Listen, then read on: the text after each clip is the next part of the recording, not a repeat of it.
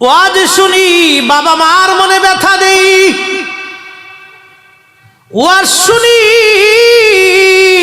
প্রতিবেশীর হক নষ্ট করি, ওয়াজ শুনি, ওয়াজ শুনি, স্ত্রী স্বামীর হক নষ্ট করি, ওয়াজ শুনে নারী বেপর্দায় চলে, ওয়াজ শুনে নারী বেনামাজি, ওয়াজ শুনে নারী বেপর্দা, ওয়াজ শুনে কিন্তু নারী আমলদার না। ওয়াজ করলে কি লাভ, শুনলে কি লাভ? লাভ হবে আমলেও লাভ হবে না। নবী প্রেম না থাকলে দিলে, নবী প্রেম থাকলে দিলে লাভ হবে কম, আমলে সুপারিশ করবেন নবী রোজ হাসরের ময়দানে। জ্ঞানী যারা বুঝে তারা শুধু ইশারায়, নাদানের বুঝাইতে পারে আছে কি কোথায়। জ্ঞানীর মতো জ্ঞানী হলে অল্প কথাই বুঝে, কচুর মতো কচু হলে অল্প জালেই সিজে। আল্লাযী খালাকাল মাউত, মরণ আমাদের জন্য আল্লাহ সৃষ্টি করছে। আজ অথবা কাল মৃত্যুর কোলে ঢলে পড়তেই হবে, পড়তেই হবে, পড়তেই হবে। আল্লাহর দরবারে যেতেই হবে, যেতেই হবে, যেতেই হবে, যেতেই হবে। ইন্না বাতশা রাব্বিকা লাশাদীদ, আল্লাহর ধরা বড় শক্ত ধরা, বড় শক্ত ধরা।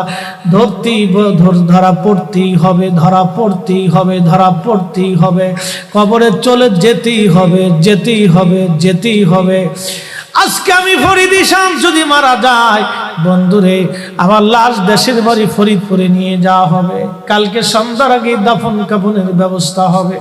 আমার টুপি, আমার চশমা, আমার জুব্বা, আমার ঘড়ি, আমার সব কিছু থেকে জুদা করা হবে। ব্যাংক ব্যালেন্স, টাকা পয়সা, বাড়ি গাড়ি থেকে জুদা হয়ে যাব। স্ত্রী পুত্র সন্তান থেকে জুদা হয়ে যাব। বন্ধুরা কেঁদে কেঁদে বিদায় জানাবে, গ্রামবাসীরা বিদায় জানায় চলে আসবে। 3 ঘন্টা পরে বন্ধুরা চা খাবে, পান খাবে, গল্প করবে, হাসবে। সন্তানরা 3 দিন পর্যন্ত শোক পালন করবে। 6 মাস পরে সবাই আমার কথা ভুলে যাবে, মনে রাখবে না কেউ। বন্ধু, ওই কবরে আমি একা, আমি একা। আমার সঙ্গে হবে কি, সঙ্গী হবে কি? ওই কবরে আমার 2টা জিনিস যাবে, একটা ঈমান ও আমল, ঈমান ও আমল, ঈমান ও আমল, ঈমান ও আমল। ওই কবরে কেউ দেখতে না গেলেও যিনি দেখতে আসবে, যদি নবীর আশিক হয়ে কবরে যাও, ওই কবরে আমার নবী আসবে রে, নবী আসবে রে, নবী আসবে। যুবক, যদি ভালোবাসো নবীকে ভালোবেসে যাও, যদি দল করো নবীর দল করো, জীবন যদি দাও নবীর জন্য দাও, পক্ষ যদি নাও নবীর পক্ষ নাও, শান যদি গাও নবীর শান গাও, মান যদি গাও নবীর মান গাও, জীবন যদি দাও নবীর জন্য দাও, ভালো যদি বাসতে চাও নবীর ভালোবাসা নাও, এতাত যদি করতে চাও নবীর এতাত করে যাও, গোলামি যদি করতে চাও নবীর গোলামি করে যাও, খুশি যদি কাউকে করতে চাও নবীকে খুশি করে যাও। কথা বলেন ঠিক না বেঠে? এছাড়া আর বিকল্প নাই, একটাই, নবী নবী নবী নবী নবী নবী করি, নবী নবী করি। অনেক ভাইরা বুঝে না, কয়রা নবী নবী করে কেন?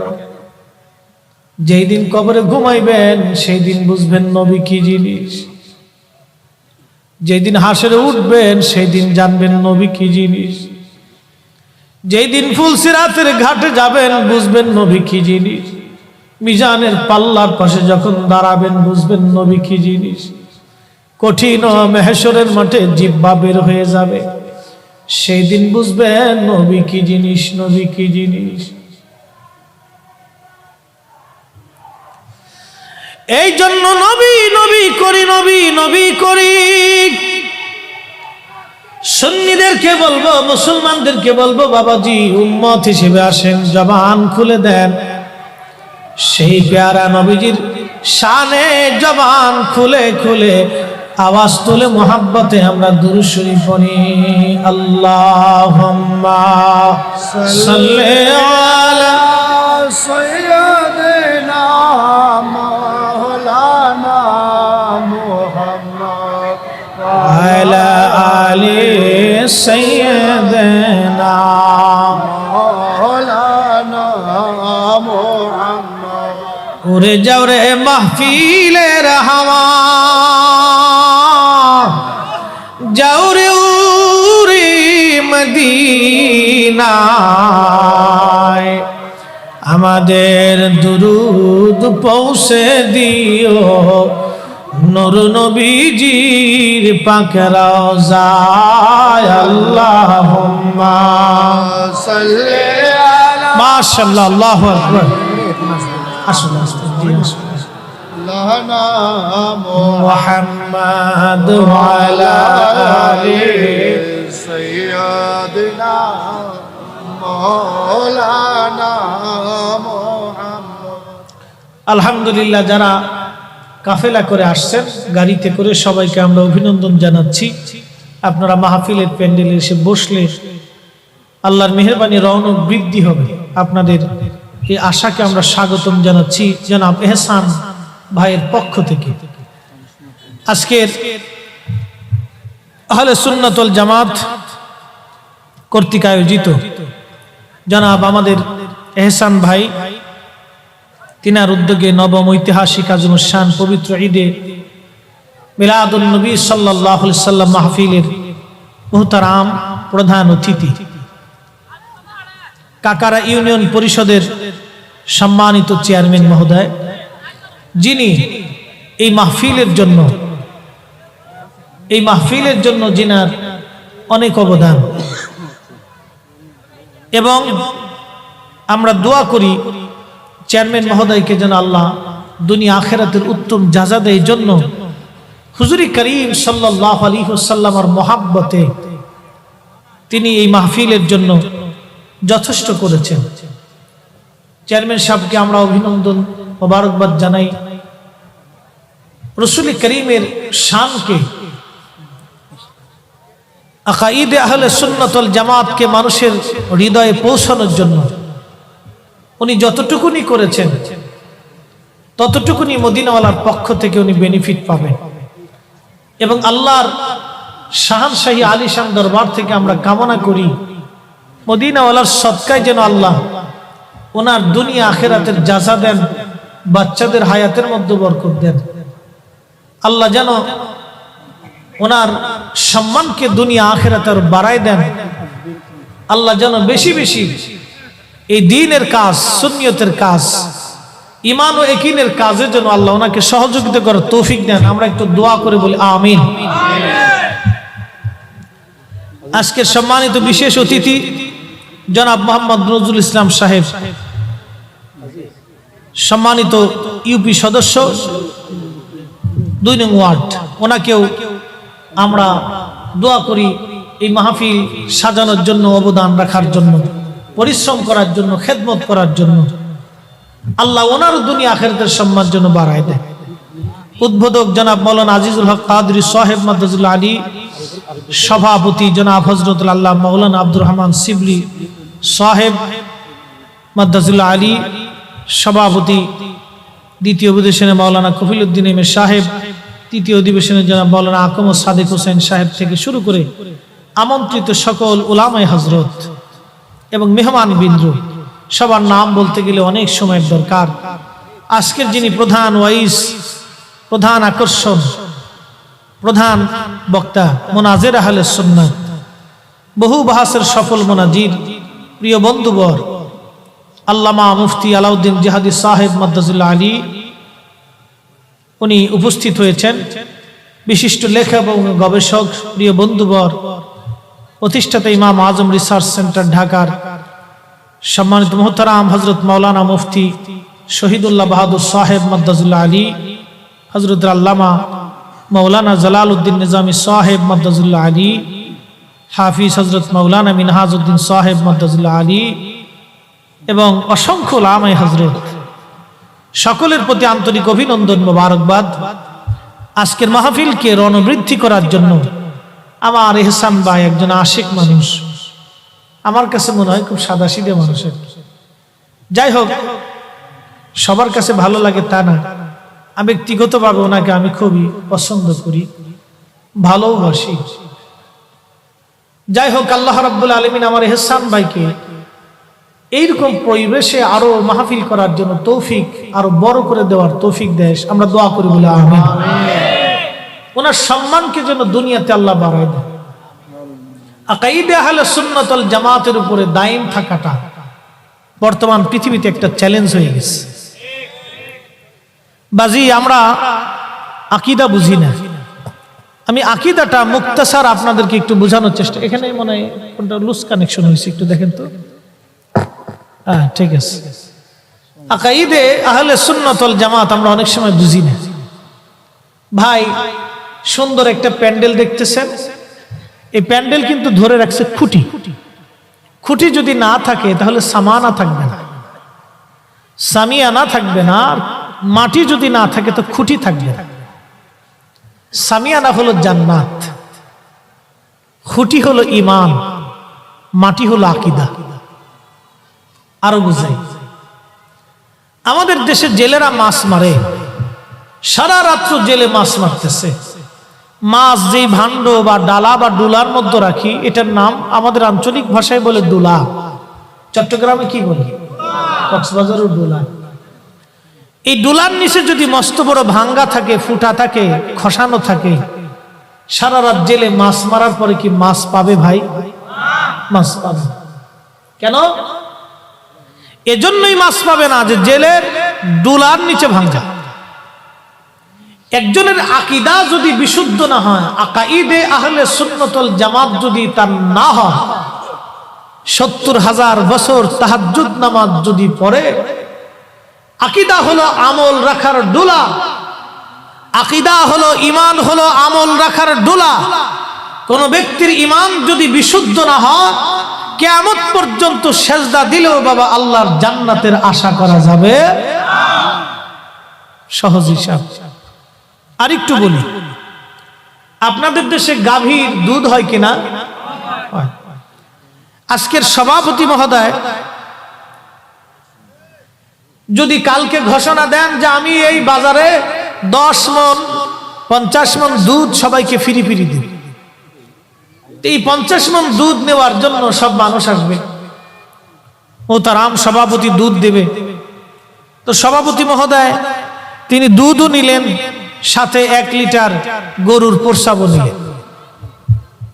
50 মণ দুধের মধ্যে যদি 1 লিটার গরুর প্রস্রাব ছেড়ে দেয়, ছেড়ে দিয়ে যদি বলে সবাই গরুর দুধ নিয়ে যান, ফ্রি ফ্রি দিলাম, আচ্ছা কোন মুসলমান কি গরুর দুধ নেবে? কারণ এই 50 মণ দুধের ভিতরে, ভালো 50 মণ দুধের ভিতরে এই 1 লিটার দুধ দেওয়ার জন্য দুধ সব শেষ। কিন্তু একই গাভী থেকে দুধ আসলো, একই গাভী থেকেই প্রস্রাব আসলো, একই গাভী থেকে দুধ আসছে, একই গাভী থেকেই প্রস্রাব আসছে। দুধ হালাল, প্রস্রাব হারাম। হালালের সাথে যখন হারামের মিশ্রণ হলো তখন হালাল হারাম হয়ে গেল। কিন্তু হারামের সাথে হালাল মিশ্রণ হওয়াতে কিন্তু হারাম হালাল হয়নি। এটি কিন্তু খুব ইম্পর্টেন্ট একটা বিষয়। আপনি যখন হারামের সাথে হালাল মিশাইলেন তখন হারাম কিন্তু হালাল হয় নাই, হালাল হারাম হয়ে গেছে। এই দুধ হচ্ছে আকাইদা আহলে সুন্নাত ওয়াল জামাত, আর গরুর প্রস্রাব হচ্ছে বাতিল আকীদা। বুঝলেও কিছু করার নাই, না বুঝলেও কিছু করার নাই। অনেকে বুঝেও না বোঝার ভান ধরে বসে থাকি, হুজুর বুঝি নে, কিন্তু বাজারে লাউ কিনতে যে লাউয়ের জান শেষ, খামসাইতে খামসাইতে, সিমটিতে সিমটিতে, আঙ্গুল ঢুকাইতে ঢুকাইতে লাউয়ের জিগে এরে আমারে তুমি এই সারা দিয়ে, আপনাদের দেশে কি, আমরা ফরিদপুরের বাসায় খামসাইনি আর কি, আপনাদের দেশে কি কয়? সিমটি, লাউয়ের সিমটিতে সিমটিতে লাউয়ের জাম শেষ, লাউয়ের জিগে সিমটিও কি লেগে, তুই জালি না বাতি, এটা দেখে কিনতে হবে না? দুনিয়ার লাউ কেনার সময় জালি বাতি দেখে কিনেন, দুনিয়ার থেকে কবরে চলে যাবেন, ইমানদার হবেন না বেঈমানদার হবেন এটা বুঝে যেতে হবে না, এটা আগে বুঝতে হবে মুসলমান। কথা বলেন ঠিক না বেটে? লাউয়ের বেলায় বুঝেন কিন্তু ইমানের বেলায় বুঝেন না, তখন হুজুর বুঝি না। এটা আগে বুঝতে হবে বাবা, বন্ধু, এটা আগে বুঝতে হবে। এ মুসলমান, পৃথিবী থেকে আমরা অবশ্যই কবরে চলে যাব, অবশ্যই আজ অথবা কাল কবরে চলে যাব। কি নিয়ে যাব?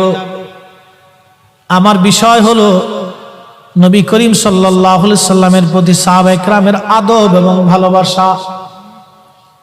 এই আদব এবং ভালোবাসার কথা বলতে যাইয়া আমি মূল আলোচনার দিক থেকে আপনাদেরকে টেনে নিয়ে যাচ্ছি। বেশি লম্বা কথা বলবো না গো বন্ধু, ঈমান কি জিনিস বুঝাই দিয়ে যাই। আল্লাহ বলেন, আল্লাযীনা আমানু ওয়া কানু ইয়াত্তাকুনা লাহুমুল বুশরা ফিল হায়াতিদ দুনিয়া ওয়া ফিল আখিরাহ। আল্লাহ আমলের আগে ঈমানের কথা বললেন। আল্লাহ আমলের আগে ঈমান। আল্লাযীনা আমানু, তোমরা যারা ঈমান আনছো, ঈমান আনছো, ঈমান আনছো, ঈমান আনছো, ঈমান আনছো। আল্লাহ বলেন, ইয়া আইয়ুহাল্লাযীনা আমানু আমিনু বিল্লাহি ওয়া রাসূলি। ঈমানদার ঈমান আনো, ঈমানদার ঈমান আনো, ঈমানদার ঈমান আনো, ঈমানদার ঈমান আনো। বিল্লাহি আল্লাহর উপরে, ওয়া রাসূলিহি নবীর উপরে, আমার হাবিবের উপরে ঈমান আনো, ঈমান আনো। আমি আল্লাহর পরেই নবীর উপরে ঈমান আনো, আল্লাহর পরেই নবীর উপরে ঈমান আনো। এই জন্য কোরআনুল কারীমের 40টা আয়াতের ভিতরে আল্লাহর ইতাআতের পরে নবীর ইতাআতের কথা বলা হয়েছে। যেখানে আতিউল্লাহ সেখানে আতিউর রাসূল, আতিউল্লাহ যেখানে আতিউর রাসূল সেখানে আল্লাহ কিন্তু নিজের কথা একবারও বলেন নাই।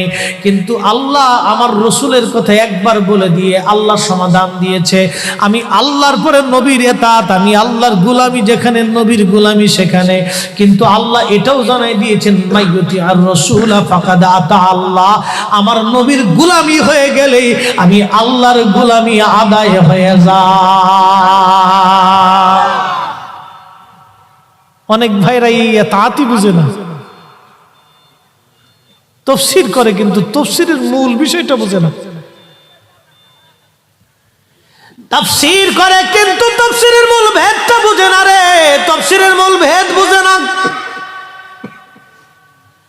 এই জন্যই সাহাবীদের দিকে তাকাইতে হবে। সাহাবীরা কিন্তু পাহাড় দেখে আল্লাহ চিনে নাই, সাহাবীরা কিন্তু গাছ দেখে আল্লাহ চিনে নাই, সাহাবায়ে কেরাম কিন্তু আসমান দেখে আল্লাহ চিনে নাই, সাহাবীরা কিন্তু ওই বাজান পৃথিবী দেখে কোরআন বুঝে নাই।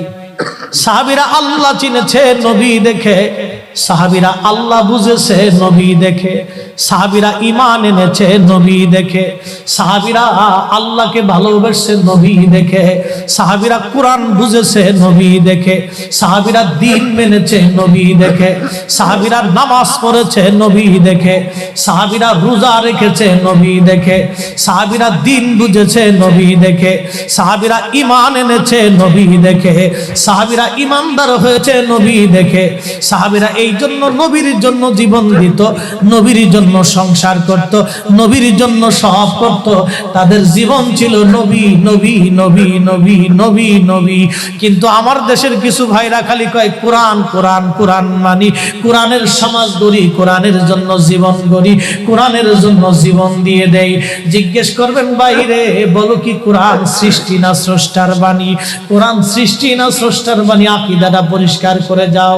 ওরা ভাই বলে কোরআন কথা বলে, আসলে কোরআনের তো নিজস্ব কোনো জীবন নাই। কোরআন তো আল্লাহর কালাম, আল্লাহর কালাম। আল্লাহর কালাম কোনোদিন সৃষ্টি হতে পারে না। আল্লাহ চিরঞ্জীব চিরস্থায়ী, আল্লাহর কালামও চিরঞ্জীব চিরস্থায়ী। কোরআন কথা বলে না, কথা বলে আমার আল্লাহ। কোরআন কথা বলে না, কথা বলে আমার আল্লাহ। কোরআন কথা বলে না, কথা বলে আমার আল্লাহ। আল্লাহ বলে দিয়েছে, ও মুসলমানরা, আমি আল্লাহ পাইতে হলে নবীর কদম ছাড়া আর রাস্তা নাই। কথা কন না কেন, ঠিক না বেঠে? বুঝে দেন, তাফসীর অনেকে বুঝি না।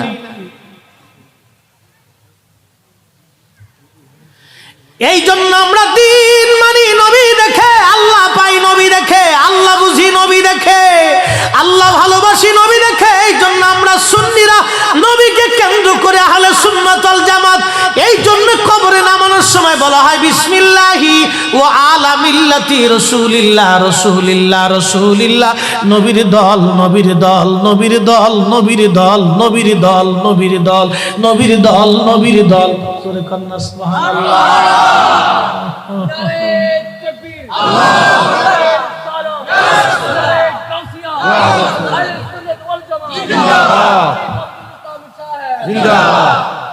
নবীর দল নবীর দল নবীর দল।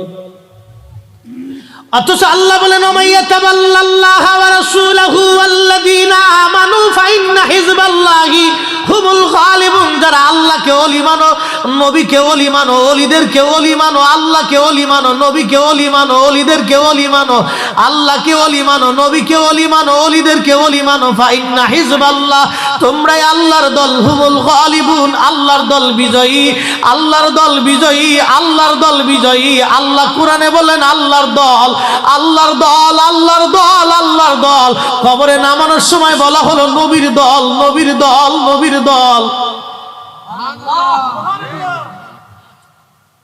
খুব মনোযোগ। এই জন্য রাসূল বলেন ওমান আহাব্বানি আহাব্বাহুল্লাহ, যে আমাকে ভালোবাসে সে আল্লাহকে ভালোবাসে। ওমান আহাব্বানি আহাব্বাহুল্লাহ ওমান আহাব্বাহুল্লাহ আদখালাহুল জান্নাহ, যে আল্লাহকে ভালোবাসে আল্লাহ তার জান্নাত দিয়ে দেয়। তাহলে জান্নাত পাওয়ার পূর্ব শর্ত নবী ভালোবাসা। এই কথা বলেন না কেন? ঠিক না? পৃথিবীর সাগর শুকিয়ে যাবে, পৃথিবী পুড়ে জ্বলে শেষ হয়ে যাবে, আকাশ ভেঙে পড়ে যাবে, আল্লাহর হাবিবের থিওরির কোনোদিন পরিবর্তন হবে না। কথা বলেন না কেন? কোরআনের একটা শব্দমালার পরিবর্তন আর হবে না কোনোদিন। সুন্নি সুন্নি আমরা কেন নবী নবী নবী নবী করি? সাহাবীরাও নবী নবী নবী নবী করত। সাহাবীরা কেমনে নবী নবী করত?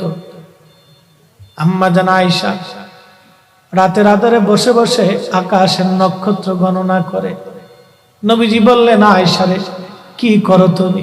বলে হুজুর আকাশের নক্ষত্র গণনা করি। আয়েশা রে কেউ কি কোনোদিন আকাশের নক্ষত্র গণনা করে শেষ করতে পারবে? ওই যে 1450 বছর আগে রাসূল বলে দিয়েছেন, কেউ কি কোনোদিন আকাশের নক্ষত্র গণনা করতে পারবে?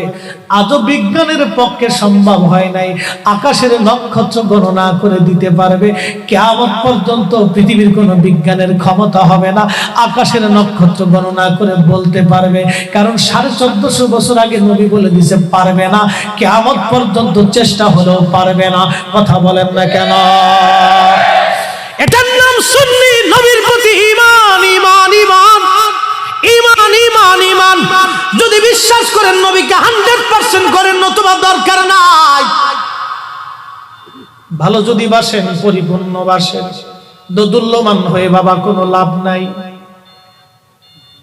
আম্মা জান আয়েশা সিদ্দিকা রাদিয়াল্লাহু আনহা বলেন হুজুর আকাশের নক্ষত্র তুল্য কি নেক কারো আমল নামায় আছে? আরে অটোর এটা বন্ধ করেন না কেন?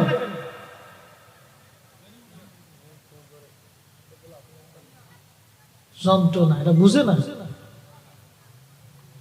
খালি গাড়ি চালালি বলে এখানে চলে রাস্তার গাড়ি চালান যায়। খুবই মনোযোগ, খুবই মনোযোগ দিয়ে শুনিয়া যান। হযরত আম্মা জান ডেকে বলে হুজুর আকাশের নক্ষত্র তুলো নেক কি কারো আমল নামায় আছে? বলে হারে আয়েশা আমার ওমরের আমল নামায় আকাশের নক্ষত্র তুল্য নেক আমল নামায় ওমরের আছে। একসাথে জোরে বলেন সুবহানাল্লাহ। জীবনে এই ওয়াজ আপনারা অনেক শুনছেন, হাদিসও শুনছেন, কিন্তু ভেদ জানেন না ভাই। আকাশের নক্ষত্র কত আমার নবীর দরবারে খবর আছে না নাই? ওমরের আমল নামায় নেকি কত আমার নবীর দরবারে খবর আছে না নাই?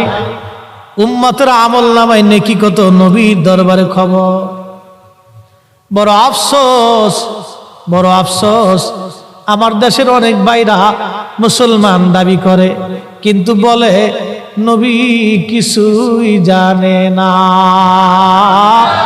অথচ সাহাবায়ে কেরামকে নবী যখন প্রশ্ন করতেন, আমি কয়টা হাদিসের কথা বলবো, এই শব্দমালাটা পৃথিবীর অন্তত হাজার হাজার হাদিসের মধ্যে আসছে। আমার ঘরে 38টা হাদিসের কিতাব আছে, প্রত্যেকটা হাদিসের কিতাবের মধ্যে একটা করে শব্দ আছে। সাহাবায়ে কেরামকে নবী যখন প্রশ্ন করতেন, সাহাবীরা রে তোমরা কি এই বিষয় জানো? আল্লাহ নবীর সাহাবীদের জবাব ছিল, আল্লাহু ওয়া রাসূলুহু আলাম। আল্লাহ জানে, নবী জানে, আল্লাহ জানে, নবী জানে, আল্লাহ জানে, নবী জানে, আল্লাহ জানে, নবী জানে। এই শব্দটা মুতাওয়াতির পর্যায়ের হাদিসের শব্দ। আল্লাহ, কত সনদে এই শব্দ এসেছে তার হিসাব নাই। এক দুই সনদের কথা বলবো না, এই শব্দমালাটা কত সনদে আসছে তার হিসাব নাই। সমস্ত সাহাবীদের আকীদা আল্লাহু ওয়া রাসূলুহু আলাম। আল্লাহ জানে, নবী জানে, আল্লাহ জানে, নবী জানে, আল্লাহ জানে, নবী জানে, আল্লাহ জানে, নবী জানে, আল্লাহ জানে, নবী জানে। সেই মজলিসে 1.5 লক্ষ সাহাবী, একটা সাহাবী দাঁড়ায় বলেন না, হুজুর আল্লাহ জানার পরে আপনি নবী কেমনে জানেন? এটা তো শিরিক হয়ে গেল, এটা তো আল্লাহর পর্যায়ে চলে গেল। আল্লাহ শুধু জানে, আপনি নবী জানেন না। এই কথা তো কোনো সাহাবী দাঁড়ায় বলেন নাই, কোনো সাহাবী প্রশ্ন করেন নাই, কোনো সাহাবী ভেটু দেন নাই। তার মানে বোঝা গেল সমস্ত সাহাবীদের বিশ্বাস আল্লাহ জানে, নবী জানে, আল্লাহ জানে, নবী জানে। আমরা সুন্নিদের বিশ্বাস আল্লাহ জানে, নবী জানে, আল্লাহ জানে, নবী জানে। এটাই আমাদের আকীদা। কথা বলেন ঠিক না? এখন এর বিপরীত যদি কেউ নিজেকে হক্কানি দাবি করেন তো অসুবিধা নাই, আসেন হাদিস উল্টাই দিয়ে যাবেন। কিয়ামত পর্যন্ত সময়, একদিন না, কিয়ামত পর্যন্ত আমি মুফতি জহিরুল ইসলাম ফরিদি সময় দিয়ে গেলাম। এই সাহাবীদের এই আকীদার শব্দটা আপনি পরিবর্তন করে দিবেন। কিয়ামত পর্যন্ত সময় দিয়ে গেলাম, হয় আপনি বেদাতি নাই সাহাবীরা বেদাতি, না হয় আমরা শিরকি নাই সাহাবীরা শিরকি। প্রমাণ করে দিয়ে যাবেন কিয়ামত পর্যন্ত সময়। তবে বন্ধু, আল্লাহর আদালতে দাঁড়াইতে হবে, আল্লাহর সামনে দাঁড়াইতে হবে। শুধু আল্লাহর সামনে না, এই উম্মতের শ্রেষ্ঠ ব্যক্তি আবু বকর কিয়ামতের ময়দানে নবীর কদম ছাড়া জান্নাতে যাবে না, জান্নাতে যাবে না, জান্নাতে যাবে না, জান্নাতে যাবে না। কোরআন মিথ্যা হবে, কোরআন মিথ্যা হবে, কোরআন মিথ্যা হবে। নবী ছাড়া যদি আবু বকর জান্নাতে যায়, কোরআন মিথ্যা হয়ে যাবে, কোরআন মিথ্যা হবে। নবীর জীবন মিথ্যা হয়ে যাবে, মাকামে মাহমুদ মিথ্যা হয়ে যাবে। নবীর কদম ছাড়া এই উম্মতের শ্রেষ্ঠ ব্যক্তি জান্নাতে যাবে না। শুধু আল্লাহর সামনে না, কিয়ামতের ময়দানে নবীর সামনে দাঁড়াইতে হবে ভাই। উপায় নাই। ওরা ভাবতেছে আমরা রসুল লাগবে না, কি ভাবতেছে ওরা? এই ভাবাটা যে কত বড় ভুল, এই ভাবনাটাই তার জীবনকে ধ্বংস করে দিবে। এই একটা ভাবনাই তার জীবনকে শেষ করে দিবে। যে রসুল লাগবে না, এই ভাবনাটাই তার জীবন শেষ করে দিবে, তার আমলকে শেষ করে দিবে। ওর জিন্দেগীর সাজদা শেষ হয়ে যাবে, ওর জিকির শেষ হবে, ওর তাহাজ্জুদ শেষ হবে, ওর হজ শেষ হয়ে যাবে, ওর যাকাত শেষ হয়ে যাবে, ওর ইসলামী আন্দোলন শেষ হয়ে যাবে। বুঝতেও পারতেছে না, জাহান্নামের লাকড়ি হয়ে যাইতেছে।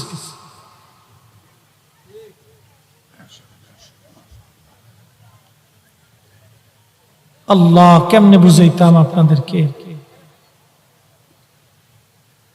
সময় কম, কথা বেশি, খুবই মনোযোগ।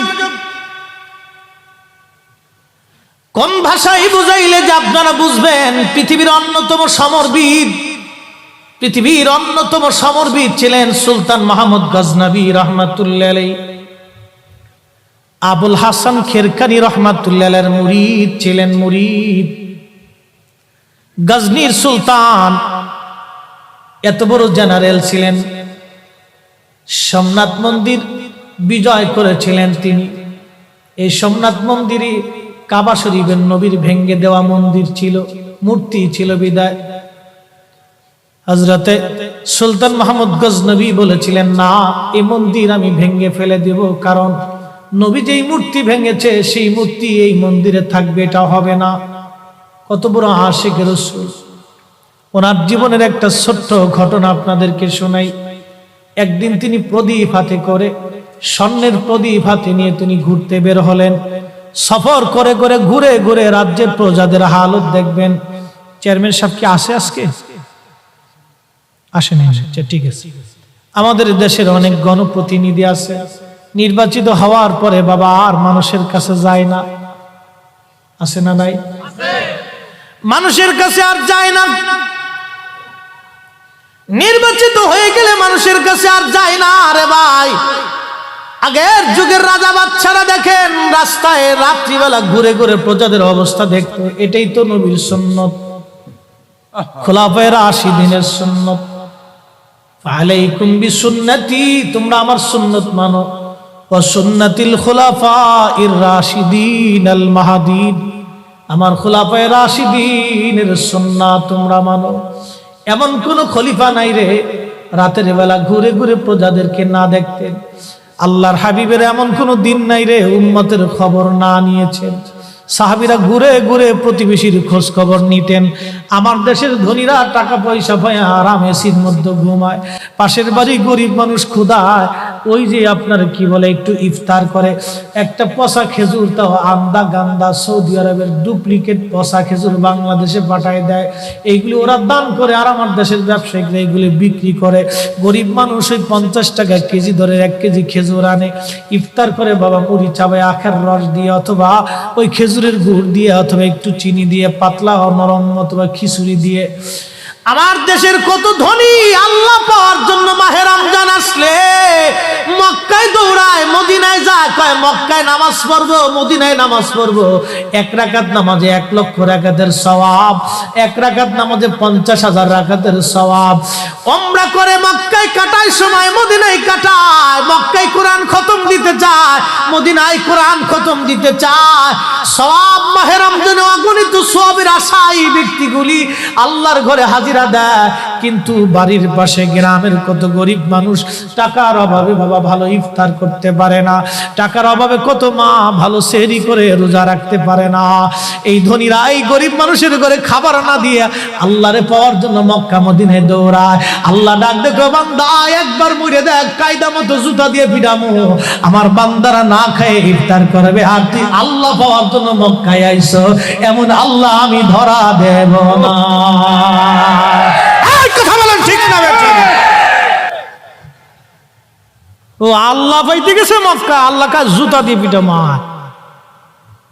আমার বান্দা মুড়ি দিয়ে চাবা ইফতার করতেছে, আর তুই এসেছিস সেখানে আমি আল্লাহ পাওয়ার জন্য আমার ঘর ধরে কাঁদতেছিস। বেটা, আমি আল্লাহকে পাইতে হলে আমার ওই অভাবী মানুষের ঘরে খাবার দিয়ে আসি, ইফতার দিয়ে আমি আল্লাহ পেয়ে যাবি।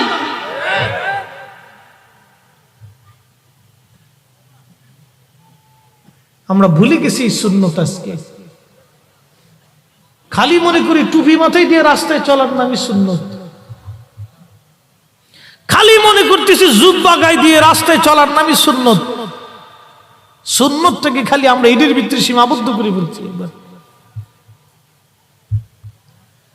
বন্ধু খুবই মনোযোগ দিয়ে শুনিয়া যান। সুলতান মাহমুদ গজনবী রাহমাতুল্লাহ আলাইহি সামনের প্রদীপ হাতে নিয়ে বের হয়ে গেলেন। তিনি বাজার দিয়ে যাওয়ার সময় দেখে বাজারের এক দোকানদারের দোকানের প্রদীপের পাশে বসে বসে একটা ছেলে কিতাব পড়ে। জিজ্ঞেস করলেন, বাসা তোমার কি প্রদীপ নাই? বলে, কে গো আপনি? আমি এতিম মানুষ, মাদ্রাসায় পড়ি, প্রদীপ কেনার মতো পয়সা আমার নাই। সুলতান মাহমুদ গজনবী চোখের পানি ফেলে দিয়ে চিন্তা করলেন, হায় আল্লাহ, একজন তলাবা কোরআন পড়ে, হাদিস পড়ে, দোকানদারের প্রদীপ হাওলাত করে, আমি সুলতান মাহমুদ গজনবী স্বর্ণের প্রদীপ নিয়ে রাস্তায় পথ চলি। মেহশরের কঠিন দিনে যদি নবীজি জিজ্ঞেস করে, সুলতান মাহমুদ গজনবী, আমার একজন তলাবা হাদিস পড়েছিল, অন্যের প্রদীপের আলো হাওলাত করে, তুমি মাহমুদ গজনবী পথ চলেছ স্বর্ণের প্রদীপ দিয়ে, ও সুলতান মাহমুদ গজনবী, সেই দিন কেন আমার একজন তলাবা আমার একজন তলবে আলেম অন্যের প্রদীপ হাওলাত করে হাদিস কেন পড়েছিল রে বলে দিয়ে যাও। আমার নবী যদি জিজ্ঞেস করে রে, আমি সুলতান কিভাবে সেই দিন জবাব দিব নবীর দরবারে? একজন বাদশার কলিজার ভিতরে কতটুকু আল্লাহর নবীর প্রতি দরদ এবং ভয়, যে আমি মেহশরের মাঠে নবীর দরবারে কি জবাব দিব, নবীর কদমে কি জবাব দিব। এরা রাসূলকে এইভাবে ভালোবাসছে, এইভাবে তারা ভয় করছে। আর আজকে আমরা নবীর বেলায় গেলে জিরো টলারেন্স নীতি অবলম্বন করে হুজুরের শানকে বলে কেন নাথিং। ওরে সূরা, ঈমান নিয়ে কবরে যাইতে হবে রে বন্ধু, বুঝবা সেই দিন কি হয় তোমার। নবী বিনে উপায় নাই, উপায় নাই রে বন্ধু, উপায় নাই, উপায় নাই, উপায় নাই রে বন্ধু, উপায় নাই। তুমি যেই দল করো না কেন, নবীর দলের উপরে কোনো দল নাই। কথা বলেন না কেন?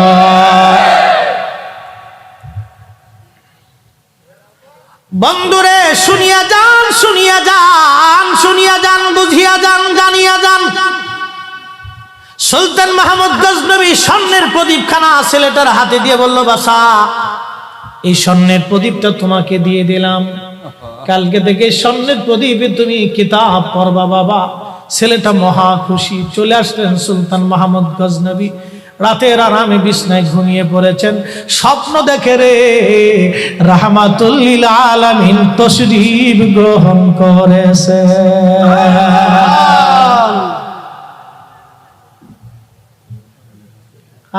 করতেছি এজন ভাই খালি করে বেলালের রস করার জন্য করবো তো। ইমানের কথাটা বলেই সাহাবীদের দিকে চলে যাচ্ছি। বন্ধু খুবই মনোযোগ। বেলালের ওয়াজ শুনেছে কোটি কোটি মানুষ, চোখের পানিও ফেলেছে কোটি কোটি মানুষ। বাবা এটা আমার কোনো ক্রেডিট না, আল্লাহর কসম, এটা আল্লাহর হাবিবের প্রেমের একটা ফসল। আমি ওয়াজ করি নাই, আমার ওয়াজ করার কি ক্ষমতা আছে? নবীর ইশক যার কলিজার মধ্যে আছে, বেলালের ওয়াজ শোনার পরে সেই চোখের পানি ফেলেছে। নবীর ইশক যার কলিজার মধ্যে আছে, সে তার চোখ দিয়ে পানি এসেছে। নবীর ইশক যার কলিজায় নাই, তার চোখ দিয়ে পানি আসে নাই বাবা। কারণ চোখের পানি এটা মহামূল্যবান একটা নিয়ামত, এটা বড় নিয়ামত। এই নিয়ামত সবার চোখ বেয়ে বাবা আসে না, আল্লাহ যারে মঞ্জুর করে তার চোখ বেয়ে পানি আসে। কথা বলেন না কেন?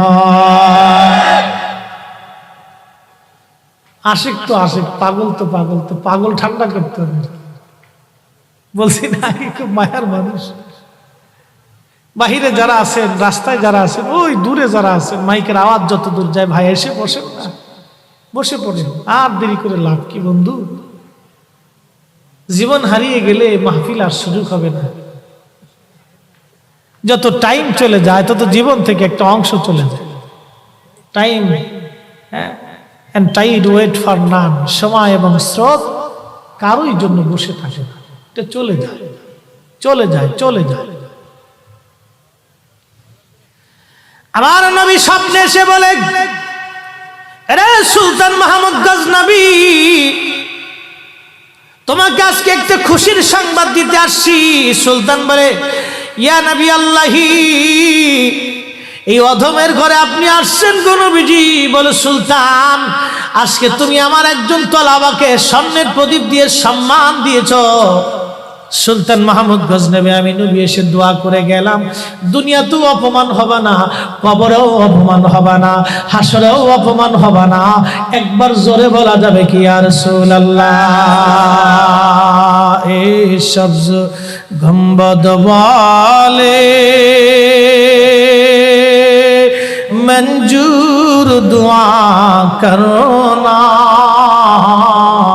जब वक्त न जाए आका दीदार आता करना, दीदार आता करना। मैं कब्र अंधेरी में घबराऊंगा जब तन्हा, इमदाद मेरी करने आजान रसूल इमदाद मेरी करने आजान रसूल रोशन मेरी तुर्बत को लिल्लाह जरा करना जब वक्त न जाए आका दीदार आता करना दीदार आता करना।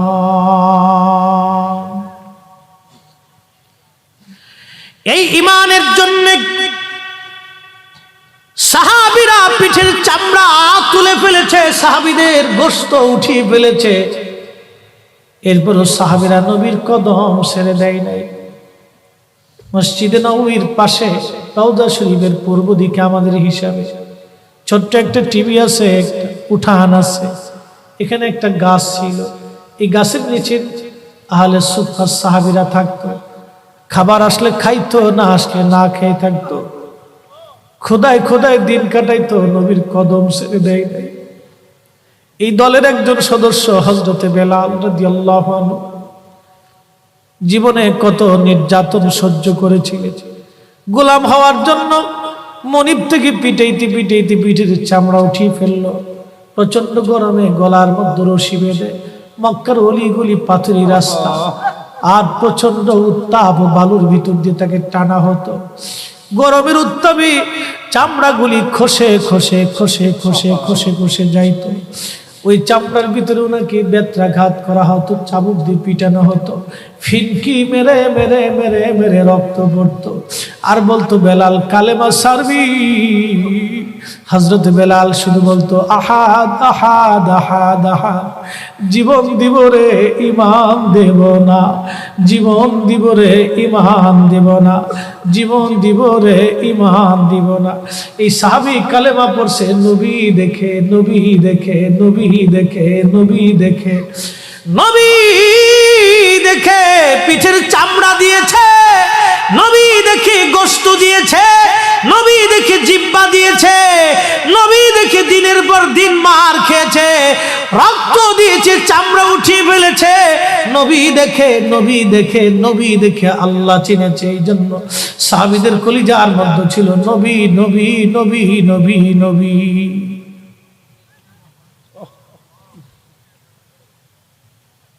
হিজরত করে বেলাল চলে গেলেন মদিনাতে। আজানের প্রবর্তন শুরু হলো। নবীজি আজান শিখাই দিলেন, বেলাল আজান দিতে শুরু করলেন। নবীর মসজিদের মুয়াজ্জিন চারটেখানি কথা না রে বাপ, যেই মসজিদের রানিং ইমাম, ইমামুল মুরসালিন, মুসল্লি সাহাবীরা, সেই মসজিদের মুয়াজ্জিন হযরতে বেলাল। অনেকে মনে করে অমুক হুজুর বিরাট বড়, অমুক ডক্টরেট ডিগ্রি নিয়ে আসছে, বিরাট বড় আলেম। সাতা আলেম দিয়ে কি হবে যদি কলিজায় নবীর তাজিম না থাকে? ও সাতা আলেম দিয়ে হবে কি? ও সাতার ডক্টরেট, ওই চ্যান্সেলর, প্রফেসর আর অধ্যক্ষ উপাধ্যক্ষ মুহাদ্দিস আর শাইখুল হাদিস মুফতি আজম দিয়ে হবে কি? হবে কি? হবে কি যদি কলিজার মধ্যে নবীর দরদ না থাকে, তাজিম না থাকে? হবে কি? হবে কি? কথা বলেন ঠিক না বেঠে? আমি এক ভাষায় বুঝি, দুই ভাষা আমার কাছে নাই। আমার বাবা এমন সুন্নি ছিলেন, নজদিদেরকে কোনোদিন ভিক্ষা পর্যন্ত দেন নাই। মার কাছে নিষেধ ছিল, যদি ভিক্ষা তুমি দাও বাপের বাড়ি পাঠাই দিব। ছোটকালে বুঝতাম না বাবা ভিক্ষা কেন দেয় না। মরার 3 দিন আগে বাবা সবার কাছ থেকে ক্ষমা চেয়ে নিয়েছিলেন, এক তো নামাজ কাজা হতো না। 3 দিন আগে সবার কাছ থেকে ক্ষমা চেয়ে নিলেন, তোমরা মাফ করে দিও, আমার সময় ঘনায় গেছে। লোকেরা হাসে, মোল্লা মনে হয় একটু বুড়া হয়ে গেছে। মোল্লাজি বলতো, মোল্লাজি। আমার তাওই মানে বাবার দাদা ছিলেন 10 গ্রামের মোল্লা, নায়েবের জমিদার ছিলেন, মোল্লা বংশের উজ্জ্বল নক্ষত্র বন্ধু। বংশের ইতিহাস বলার জন্য আসিনে, নায়েবের জমিদার 400 একর সম্পত্তির মালিক ছিলেন। আমরা জমিদার বংশের সন্তান। আমার আব্বা জীবনে কোনোদিন ভিক্ষা পর্যন্ত দেন নাই। একটাই কথা, নবীর ইজ্জতের চাদর ধরে যারা টান দিবে আমি ভিক্ষা দেব না। আমি সেই বাপের সন্তান, এক নীতিতে এক কথাই থাকি সব সময়। দুই নীতি আমার কাছে নাই, হয় নবীর পক্ষে, মরলেও নবীর পক্ষে, বাঁচলেও নবীর পক্ষে, থাকলেও নবীর পক্ষে, খাইলেও নবীর পক্ষে, না খেয়ে থাকলেও নবীর পক্ষে। সোজা কথা বলবো, বেজার হলেও নবীর পক্ষে, খুশি হলেও নবীর পক্ষে। আমি একটাই বিশ্বাস করি, আমার নবী আমার পক্ষে থাকলে দুনিয়ার সব বিপক্ষে গেলেও আমার কিছুই যায় আসে না।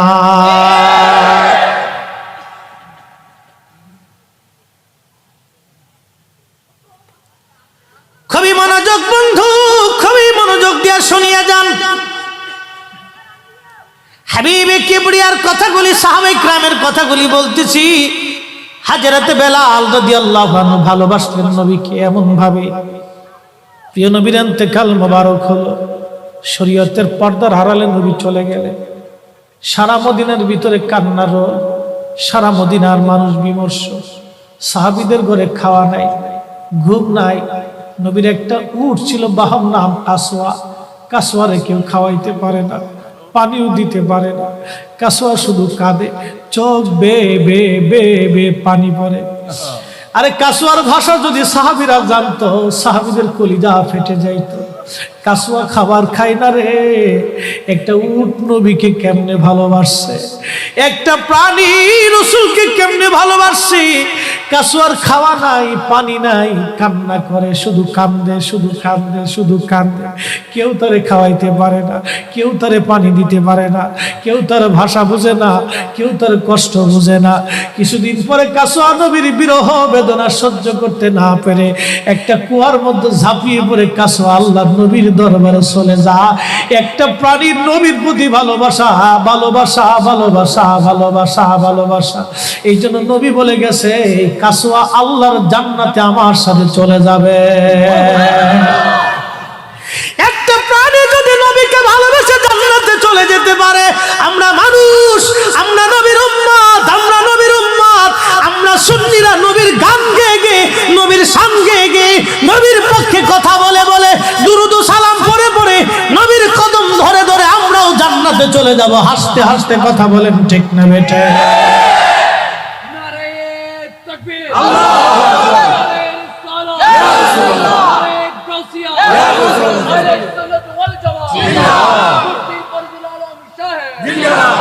ফরিদুল আলম না, ফরিদি সাহেব।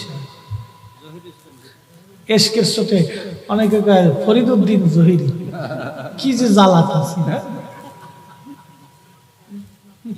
যা হোক, এটা মোহাব্বতের জোশে।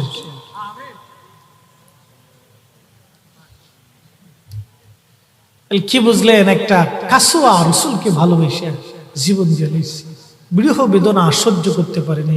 ওর ভাষা যদি সাহাবে কারাম বুঝতো, মানব বুঝতো, তাহলে মানুষের কলিজা ফেটে যেত। ভাই, একটা প্রাণী যার কোনো শরীয়ত নেই, একটা প্রাণী যার উপরে কোনো বিধান নেই, কিন্তু ভালোবাসার কারণে জান্নাত। আল্লাহ পেরেশান এসে যায়, চোখে পানি এসে যায়, সন্তানকে কি খাওয়াবে? যার ঘরে অভাব আছে বাপ, সে যেন অভাবের কি জ্বালা। এই সিন্ডিকেটরদেরকে ল্যাংটা করে রাস্তার মাঝখানে পিটানো উচিত, সব সোজা হয়ে যাবে। প্রিয় বন্ধুগণ, খুবই মনোযোগ, মূল আলোচনার দিকে ফিরে যাচ্ছি আমি, মূল আলোচনার দিকে ফিরে যাচ্ছি আমি। ভাইজান, খুব মনোযোগ দিয়ে শুনিয়া যান। আল্লাহর হাবিবের ইন্তেকালের পরে সাহাবায়ে কেরাম চিন্তিত, খুবই কান্না জড়িত। ছোট্ট একটা গাঠুরি বেঁধে বেলাল আসছে, হযরত আবু বকরের সামনে দাঁড়ায় বলে, আবু বকর বিদায় দাও, মদিনায় আর থাকবো না। কেন রে বেলাল, কি জন্য মদিনায় থাকবে না? কিসের অভাব, কিসের কষ্ট? কেউ কি তোমাকে ব্যথা দিয়েছে, না তোমাকে মেরেছে, নাকি তোমার কোনো অভাব আছে? বলো, বাইতুল মাল থেকে মাসিক বেতন দিয়ে দিব। বেলাল বলে, আবু বকর রে, আমার যে অভাব, কোনোদিন কি সেই অভাব পুরা করে দিতে পারবা? বলো রে বেলাল, তোমার কিসের অভাব? বলে, আবু বকর, আমি আজান দিলে নবী নামাজে আসতো। বলো, এখন আজান দিলে কি নবী নামাজে আসবে? আবু বকর বলতেছে, বেলাল রে, তুমি কি নবীরে ভালোবাসো, আমরা কি ভালোবাসি না? বেলাল বলে, আবু বকর তুমিও ভালোবাসো, আমিও ভালোবাসি। শোনো গো আবু বকর, তোমরা নবীজির রওজা শরীফ দেখলে সহ্য করতে পারো? আমি বেলাল যখন আযান দিয়ে নবী রওজা শরীফের দিকে তাকাই, আমার কলিজা গুলি ফেটে ফেটে আসে। আমি বরদাস্ত করতে পারি না, সহ্য করতে পারি না। মদিনাতে দাঁড়ায় থাকবে, দুই রকমের হাজি পাবে। যখন 7 নম্বর গেট দিয়ে বাবু সালাম দিয়ে হাজিরা ঢুকে সালাম দিতে দিতে যায়, কিছু নবীর পাগল আছে, রওজার সবুজ মিনারা দেখলে চোখ বেয়ে বেয়ে পানি আসে। রওজা শরীফে ঢুকলে তারা হাওমাও করে কাঁদতে থাকে, আর মুতুয়াগুলি খালি ধমক দেখে, ইয়া হাতি আল্লাহ বেদা, ইয়াল্লাহ ইয়াল্লাহ ইয়াল্লাহ ইয়াল্লাহ শিরক ইয়াল্লাহ বেদা। ওরা কান্না দেখে হাসে, যারা কান্না করে এদের সাথে তিরস্কার করে। বাপ, আমি নিজের চোখে দেখেছি, ওরা যারা কান্না করে নবীর রওজার পাশে দাঁড়ায় দাঁড়ায় এদেরকে দেখে ওরা হাসে। ওরা বুঝে না এরা কি জন্য কান্না করে। কোন হাজি আছে কান্না আসে না, শুধু সালাম দিয়ে চলে যায়। দুই প্রকারের হাজি। এক প্রকারের হাজি নবীর রওজার পাশে দাঁড়ায় চোখের পানি ফেলে বুক বাসায় দেয়, এরাও হাজি। আর যারা শুধু সালাম দিয়ে চলে যায় এরাও হাজি। আকাশ আর পাতাল তফাৎ।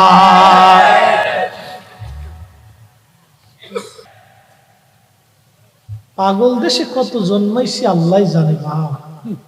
আগাছা যে কত হয়েছে ভাই, রসুলের কথা প্রশংসা করলেই তাদের শরীরে চুলকাই কেড়ে ভাই। এখানে এত অ্যালার্জি উঠে কেন? গরুর গোশের অ্যালার্জি কি এত বেশি? না, মন্দ বলবো না, ভাইদের বুঝ আসুক, দোয়া করি। কি কথা বলেন ঠিক না? দোয়া করি বুঝ আসুক।